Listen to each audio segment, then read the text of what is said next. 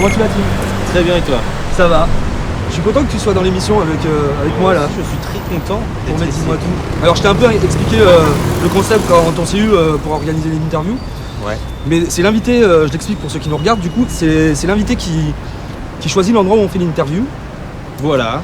Et j'aimerais savoir où on est, qu'est-ce que tu as choisi? Où on est? On est à Boulogne-Billancourt, on se dirige vers Canal+, en fait. L'endroit qui un peu m'a marqué depuis que je suis à Paris. Alors moi, dans un premier temps, on va revenir un peu sur tes débuts, si tu veux bien.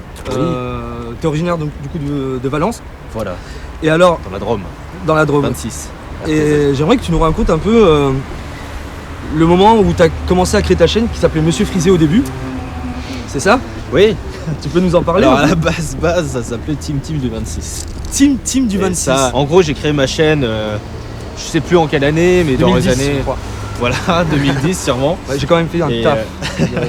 Et du coup, en 2011, en fait, j'ai commencé à faire des petits podcasts sous le nom De Monsieur Frisé. Monsieur Frisé, parce que j'avais des cheveux longs à l'époque et qu'il bouclait. C'était Monsieur Bouclé en vrai, c'était même pas Monsieur Frisé. Je n'étais pas Monsieur Frisé. Alors d'ailleurs sur ta chaîne, on l'a regardé un peu avec l'équipe et on s'est rendu compte que t'es passé par le podcast, t'es passé par le court-métrage, le sketch. Enfin t'as fait plein de formats. Est-ce que tu te serais pas un peu cherché à l'époque en mode je sais pas trop où je vais mais je le fais quand même parce que j'ai envie d'essayer? Je me suis cherché pendant un petit moment parce que je savais pas si je voulais vraiment faire de la fiction sérieuse ou de l'humour. Ou de l'humour. Et du coup, ce que j'ai fait, c'est que j'ai arrêté les podcasts déjà parce que ça me saoulait. Ouais, Et j'en avais surtout marre d'écrire toujours la même chose avec les podcasts et de tourner exactement de la même façon et faire le même montage tout le temps. Du coup, j'ai arrêté alors que c'était le buzz des podcasts. Donc là, j'ai perdu toute ma chaîne, tous mes abonnés. Tous tes abonnés qui terminé. sont du coup barrés. Voilà. D'ailleurs, Donc, dès l'époque, tu te considérais plus comme vidéaste que comme youtubeur. T'as T'as toujours préféré le terme, en vrai. Oui, parce que le terme youtubeur, à l'époque, je savais même pas ce que ça signifiait. Tu en vivais pas, loin de là. Bah non, déjà. Non, le premier truc, je crois le plus haut, ça devait être 200 balles par mois, tu vois. Ah oui. Ah oui. Et du coup, où est-ce que j'en étais? Oui, j'ai fait donc des petits sketchs, des petites fictions, et rapidement, vu que je regardais beaucoup de films et que j'en avais un peu marre de la loi de l'humour sur internet, Ouais. je me suis dit je vais faire des trucs un peu moins humoristiques. Et puis il y a aussi bien sûr le Visiteur du Futur qui m'a énormément donné envie de François faire Descraques, vraiment de la fiction. Raphaël bien Descraques. sûr. Les caisses sont vides, hein, Constance. Et puis, à force de tout pomper, vous nous avez vidé les bourses. Michel, tu sors. En fait ils sont arrivés, ils ont dit ok, c'est pas parce que t'as pas de matos que tu peux pas faire de la fiction stylée. Alors là, ça me questionne beaucoup aussi, ça m'a questionné beaucoup. C'était par exemple à l'époque de Relationship. J'ai envie de pisser, T'as envie de pisser? donc je vais y aller, c'est logique. Elle est célibataire, mon gars. Oui. Qui était une web série. On sent déjà que t'as complètement envie de sortir du LOL, de Oui. l'humour, du gag potache, etc. Et que tu rentres vraiment dans une histoire un peu plus profonde.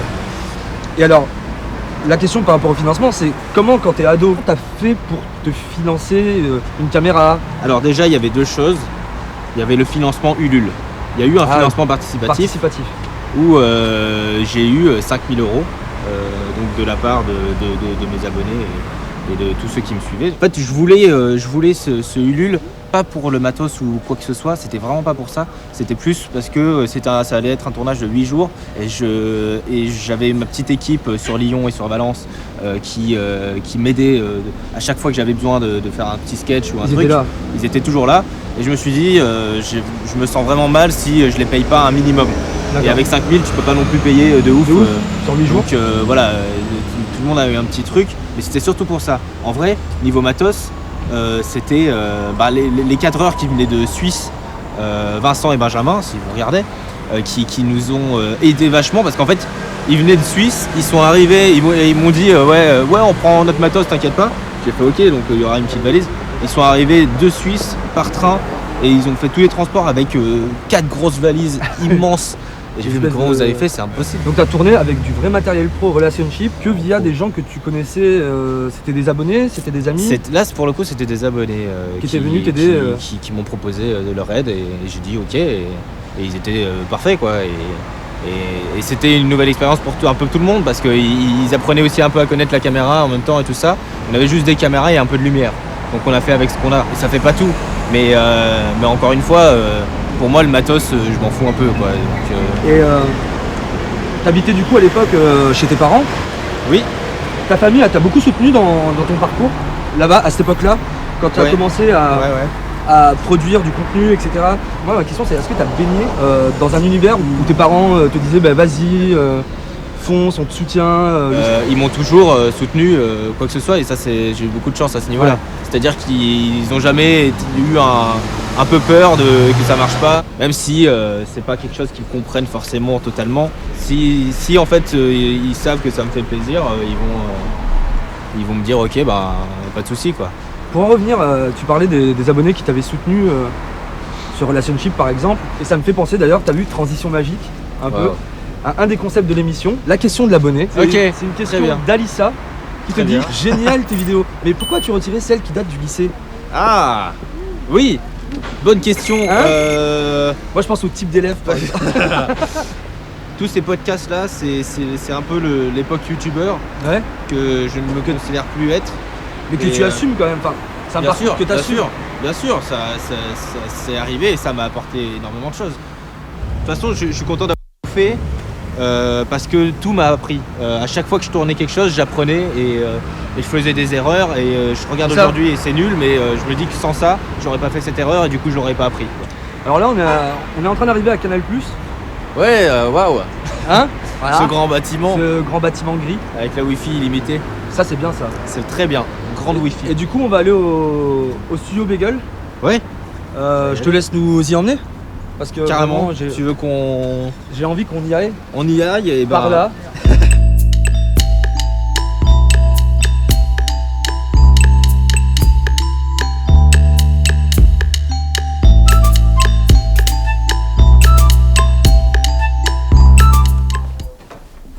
Du coup, on arrive au Bagel. Eh bien oui. Tu nous expliques pourquoi on est là. Pourquoi tu me rappelles parce que tout simplement, il y a 3 ans, j'ai fait un stage ici. C'était un peu là où c'est un peu le truc qui a fait commencer toute l'aventure. Et comment tu t'es parce que comment t'es passé de stagiaire image à en fait stagiaire image, j'ai fait les 3 mois. Ils m'ont dit merci, au revoir.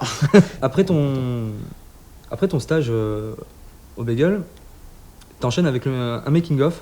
Et du coup, tu le vis comment, ce premier making-of sur 2 jours trop bien. Trop bien. C'était trop bien parce que, en fait, making-of, ce qui est trop cool, c'est que y a tout le monde qui stresse et toi, tu dois les filmer. Donc ça, c'est très... Il y a un côté... particulier, c'est hors du temps un peu par rapport ouais, c'est ça. Tu t'es pas du tout dans le truc et t'as 2 jours pour faire tout ce que tu veux et pour faire ce que t'as en tête. T'as pas de contraintes vraiment, quoi. C'est ça qui est génial avec les making-of et que je kiffe toujours... Enfin, j'en fais plus maintenant, mais je kiffe toujours en regarder. C'est passionnant, je trouve, dans le sens... Et puis, en plus, en faire... Tu observes, tu ne fais que d'apprendre. Parallèlement à ce moment de ta vie où tu tournes des making-of, tu as aussi écrit et un peu réalisé aussi pour Studio Gaming, Studio Movie. Oui, grâce au making-of, pendant 1 an, tu commences à connaître les gens qui travaillent ici et tu commences à parler aussi de tes ambitions personnelles. De tes du projets. coup, forcément, avec Alexandre Daran qui s'occupe de Studio Gaming et Mathieu Marot qui s'occupe de Studio Movie, on a discuté pas mal et il savait que moi j'étais friand de proposer des textes mais qui n'étaient pas forcément drôles. Donc c'est pour ça que j'ai rapidement... j'ai pas forcément forcé le truc parce que je savais que le bagel c'est l'humour avant tout. Moi dans mes textes... Enfin, j'aime bien l'humour, mais c'est pas forcément ce que j'arrive à faire, quoi. Je trouve ça très difficile, l'humour, à écrire. Et j'arrive pas forcément. Du coup, j'ai proposé des trucs pas forcément très rigolos, quoi. Et en 2016, tu sors un peu un ovni sur Internet, sur YouTube. C'est Calls. Ouais. Expérience auditive. Allô? Ouais, c'est Laura. Ah, je te réveille. C'est pas drôle, c'est qui?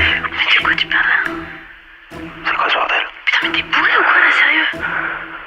Non, si t'es encore là-bas, qui dort avec moi? On connaît un peu Orson Welles, La Guerre des Mondes, les fictions que tu peux voir à la radio.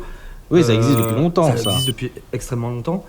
Et comment tu t'es dit, bah tiens, si je mettais ça sur YouTube, un truc où on fait plus attention quand même à ce qu'on regarde, vidéo, c'est voir quoi. Ouais, parce que justement, on fait trop attention à ce qu'on...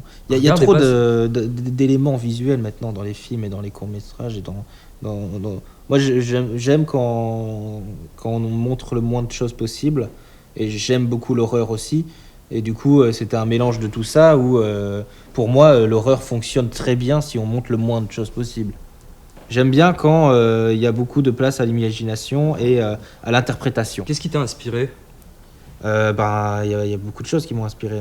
J'aime beaucoup les found footage, donc c'est-à-dire les enregistrements retrouvés, vraiment soit vidéo, soit audio. Et j'étais tombé sur des vrais enregistrements audio, soit d'appels au 911 aux États-Unis, donc de personnes qui appellent parce qu'ils sont en train de vivre une situation horrible. Donc ces trucs comme ça qui sont tellement réels, parce que bon, c'est réel, mais qui ont une sonorité, un souffle tellement unique et tellement authentique qui m'a fait ressentir des choses que j'avais jamais ressenties devant n'importe quel film. Et du coup, je me suis dit, il y a peut-être moyen de faire quelque chose seulement à travers des appels téléphoniques. Et donc, c'était ça l'idée de base, c'était faire des histoires d'horreur à travers des appels téléphoniques. D'accord. Voilà. Et pourquoi le genre horrifique ? Pourquoi ce genre-là plus qu'un autre ? Parce que l'horreur, je trouve que c'est quelque chose de très difficile à... T'aimes bien les choses difficiles ? J'aime bien me tenter, et déjà qui est peu connu en France. Il y a peu de productions françaises qui s'initient au genre, parce que le public français n'est pas forcément fan de ce genre-là. Et du coup, il y avait cette volonté aussi de faire quelque chose qui est moins vu, et que moi personnellement j'adore. Et alors moi ma question maintenant c'est comment tu te dis moi j'aime l'horreur, je fais un épisode comme ça sur internet qui marche plutôt bien, et Canal+ qui te contacte, ou alors toi qui propose à Canal+ et qui dit ok on le fait. J'ai pas proposé, c'est Lorenzo Benedetti qui est le producteur du Studio Bagel, qui est donc au sein de Canal+, qui est venu vers moi et qui m'a proposé avant tout l'idée de l'adapter en série, on ne sait pas vraiment où, mais de l'adapter en série. Et moi, l'idée me plaisait parce que c'est assez spécial, et l'idée que ça soit produit, je trouve ça, juste ça, c'est cool qu'un truc aussi étrange puisse être produit. Surtout pour la télé en fait. C'est ça. Mais à la base, on n'avait pas forcément pensé à la télé, et c'est ensuite Lorenzo qui a eu le culot de dire est-ce que ça intéresse pour la télé, un truc sans image. Et bizarrement, ils ont dit oui. Et je n'ai rien compris, j'ai fait ok, on va faire un truc sans image. Et donc voilà, et puis c'est comme ça que ça s'est retrouvé à l'écran. Madame, vous êtes toujours là ?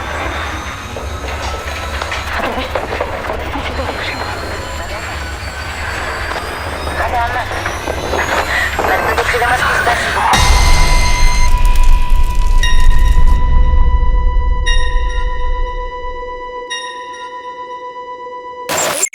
Vous avez un casting quand même impressionnant. On avait des envies et on n'espérait même pas ça. Toi, t'espérais pas, c'est ce que j'allais te dire. J'espérais, mais je savais très bien que ça n'allait pas fonctionner. Tu pensais que ça n'allait pas fonctionner parce que du coup ça a fonctionné. Oui, du coup ça a fonctionné, mais c'était très surprenant de voir toutes ces personnes qui acceptent. T'étais surpris de l'engouement un peu pour... Oui, j'ai pu travailler avec des personnes avec qui je ne pensais même pas travailler un jour. Donc oui, c'est cool, c'est très cool. Ça n'a pas été compliqué à gérer au niveau de la direction ? Chaque comédien a sa personnalité, a son mode de fonctionnement, et du coup tu dois t'adapter et tu dois voir comment on peut travailler ensemble. Ils vont pas essayer de s'adapter à toi ou quoi que ce soit. Ils ont de la bouteille, ils savent très bien qu'ils vont venir, et puis ça va aller quoi. Voilà, ils vont faire le job, mais après ils sont toujours à l'écoute quoi. Il y a autre chose qui est important, c'est le son dans Calls. Justement, on ne voit pas. Le son, la post-prod. Chaque épisode était un enregistrement audio retrouvé. Ouais. Donc il ne faut pas que ça soit clean à mort. Il faut que ça soit toujours à travers un fil, soit le téléphone, soit le talkie-walkie, soit un enregistrement de n'importe quoi. Donc en fait, on avait sur le tournage, soit on a tourné 6 épisodes en studio et 4 en conditions réelles. D'accord. Donc c'est-à-dire en conditions réelles. De tourner, sauf qu'il n'y avait pas de caméra. Voilà, c'est ça. Et on avait un ingé son avec tout ce qu'il faut, avec les HF et tout ça. plus des instruments un peu pour donner genre un vieux dictaphone ou quoi que ce soit. Ils s'enregistraient mais vraiment avec pour avoir au montage voilà, déjà un rush brut avec déjà une qualité crade. Et du coup, ce qui permet aussi de tricher, parce que finalement, vu qu'il n'y a pas d'image, bah, tu peux faire le rythme que tu veux, tu cuts où tu veux, tu prends les prises que tu veux, il n'y a pas de faux raccords. Tu peux même mélanger au niveau du montage les phrases. Ça, c'était vachement plaisant parce que du coup, tu te concentres pour faire juste le meilleur truc possible. On essayait à chaque épisode d'avoir une sonorité particulière. On essayait de faire en sorte que chaque épisode soit unique et qu'on ne retrouve pas toujours la même qualité sonore. Donc il y avait un énorme travail à ce niveau-là. Ce qui fait la différence en fait. Bah oui, parce qu'il faut qu'on y croie, et il faut pas que ça soit, faut pas que ça fasse fiction audio avec tout est parfaitement net. Fallait tout le temps prendre le recul. Est-ce que est-ce que c'est assez compréhensible et en même temps est-ce que c'est vraiment Coles? Voilà, donc j'espère qu'on a réussi le challenge. Pour l'instant, je suis très content. Et à 23 ans, après avoir fait stagiaire image, making-offer, réal de série audio, réal de court-métrage, qu'est-ce qui t'attend? Qu'est-ce que tu aurais envie de faire maintenant, de partir dans quoi? J'ai envie de raconter des histoires et j'ai envie de la raconter d'une façon qui me plaît. Et toutes les histoires ont déjà été racontées, mais c'est la façon dont tu le racontes qui est original. Donc tu les montres aussi, qui est différente. Alors, on va aller dans une autre partie de l'interview là. Une autre dimension. Bah ouais, une autre dimension de l'interview. Ouais. C'est la partie où tu nous présentes un objet de ton choix. Ah, tout de suite là maintenant? Tout de suite là maintenant. On le fait là, on le fait ici. Abracadabra. Allez, sors l'objet. Là, j'avais plus que ça. C'est une cassette mini DV. Alors pourquoi? Pourquoi? Bah, c'est tout simple, il n'y a pas non plus de grande signification, c'est que j'ai commencé à faire des... Vous voyez le produit? Sony, la marque. Bien sûr. Non, j'ai commencé à faire des petits courts-métrages avec ça, en fait, avec une caméra mini DV, et donc j'enregistrais sur ces cassettes. Et en plus, il y a un petit côté Coles, parce que les cassettes, c'est un peu... C'est quelque chose de... Je trouve ça hyper intéressant, en fait, les bandes à cassettes. Quand tu enregistrais sur ça, il y avait un côté où si tu n'avais qu'une cassette, tu avais 60 minutes et tu devais choisir ce que tu voulais garder sur cette cassette et le reste c'est supprimé à jamais. Mais donc voilà, j'aime beaucoup les cassettes comme ça. Il y a un grain, il y a quelque chose qui ne se reproduit pas. C'est cool d'avoir ramené cet objet. Heureusement que je l'avais à Paris. Bah ouais, sinon on aurait bien été dans la merde. Ouais, on n'aurait pas pu le faire. On va arriver tout doucement sur la dernière partie de l'émission. Ouais. La dernière partie. Je regarde. La dernière partie de l'émission, c'est dans un premier temps, on va se lever. On se lève. On se lève. Du coup, Tim, pour se dire au revoir, on va faire un truc un peu gênant. Oui, je te l'avoue. Ah, j'adore. T'adores les trucs gênants. Ouais. On va s'inventer un check pour se dire au revoir, pour que ça nous appartienne, tu vois. Pour que ce moment-là, il nous appartienne à toi et à moi. Ça va être très gênant parce que en plus t'es pas briefé. Non, pas du tout. Tu sais pas quoi faire et je te laisse inventer ce check. Très bien. Alors. Voilà. Alors il faut qu'on le fasse à deux du coup. Ouais, 1, 2, 3. Allez. Ok, et ben merci Tim. Bah merci à toi d'être venu dans l'émission. On se check du coup. Hein.